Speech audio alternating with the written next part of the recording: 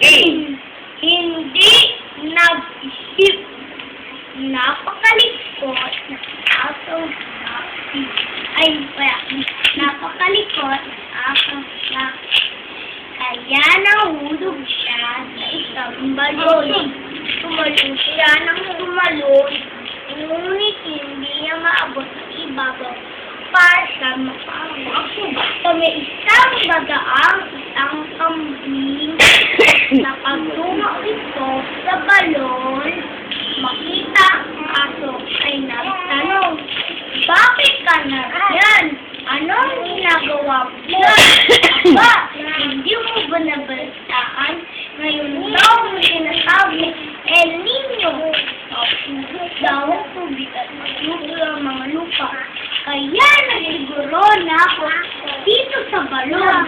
Matumarin pa ang tubig dito at ako'y hindi miniligo sa mahabang panahon.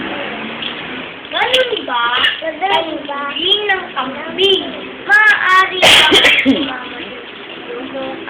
aba, talon ka na agad. Baka mauna sa iba. Yaya ni Maki. Dahil tumalo ng kambing, ang aso naman biglang tumutong sa kanyang likod. At mula doon, na kayang lukuhin ang labi ng balon na nasa ibabaw na siya, dumungo sa kambing na nasa ilalim ng balon at nagsabi, sa susunod, kailang isipin mo muna ang isang bagay bago gawin. Hindi mo ginagamit ang isip mo. Kaya, nariyan ka ngayon. Yay!